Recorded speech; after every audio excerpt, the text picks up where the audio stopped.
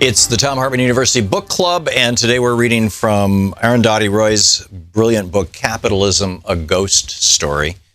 This is from the Afterword, at the very end of the book. Yesterday morning, the police cleared Zuccotti Park, but today the people are back. The police should know that this protest is not a battle for territory. We're not fighting for the right to occupy a park here or there. We're fighting for justice. Justice is not just for the people of the United States, but for everybody.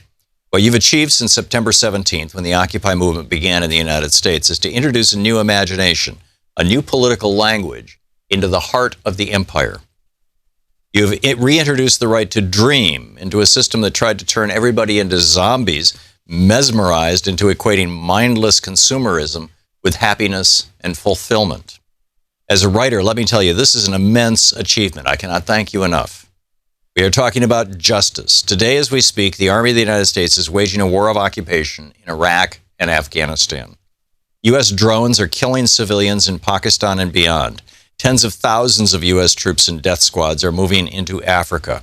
If spending trillions of dollars of your money to administer occupations in Iraq and Afghanistan is not enough, a war against Iran is being talked up. Ever since the Great Depression, the manufacture of weapons and the export of war have been key ways in which the United States has stimulated its economy. Just recently, under President Obama, the United States made a $60 billion arms deal with Saudi Arabia. It hopes to sell thousands of bunker busters to the United Arab Emirates. It has sold $5 billion worth of military aircraft to my country, India, my country, which has more poor people than all the poorest countries of Africa put together. All these wars, from the bombing of Hiroshima and Nagasaki to Vietnam, Korea, Latin America, have claimed millions of lives. All of them fought to secure the, quote, American way of life, end quote. Today we know that the American way of life, the model that the rest of the world is meant to aspire toward, has resulted in 400 people owning the wealth of half the population of the United States. It has meant thousands of people being turned out of their homes and jobs while the U.S. government bailed out banks and corporations. American International Group alone was given $182 billion in the bailout. The Indian government worships U.S. economic policy. As a result of 20 years of the free market economy, today 100 of India's richest people own assets equal to 1/4 of the country's GDP, while more than 80% of Indian people live on less than 50 cents a day. 250,000 farmers driven into a spiral of death have committed suicide. We call this progress and now think of ourselves as a superpower. Like you, we are well qualified, we have nuclear bombs and obscene inequality. The good news is that people have had enough and are just not going to take it anymore.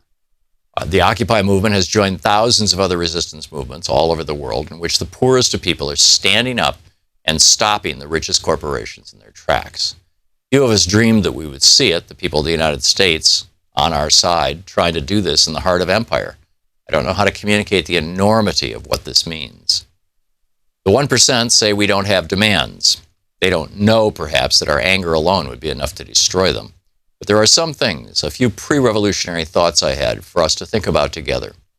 We want to put a lid on this system that manufactures inequality. We want to put a cap on the unfettered accumulation of wealth and property by individuals as well as corporations.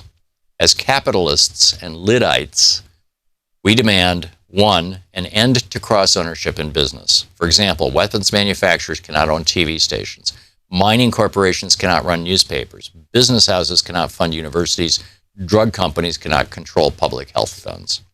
2, natural resources and essential infrastructure, water supply, electricity, health, and education cannot be privatized. 3, everybody must have a right to shelter, education, and health care. 4, the children of the rich cannot inherit their parents' wealth. This struggle has reawakened our imagination. Somewhere along the line, capitalism reduced the idea of justice to mean just human rights. The idea of dreaming of equality became blasphemous. We're not fighting to tinker with reforming a system that needs to be replaced. As a capist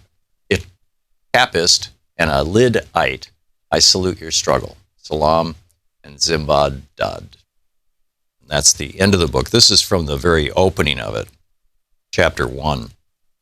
Is it a house or a home? A temple to the new India or a warehouse for its ghosts? Ever since Antilla arrived in Altamont Road in Mumbai, exuding mystery and a quiet menace, things have not been the same. Here we are, the friend who took me there said. Pay your respects to our new ruler. Antilla belongs to India's richest man, Mukesh Ambani. I'd read about this most expensive dwelling ever built, the 27 floors, 3 helipads, 9 lifts, hanging gardens, ballrooms, weather rooms, gymnasiums, 6 floors of parking, and 600 servants.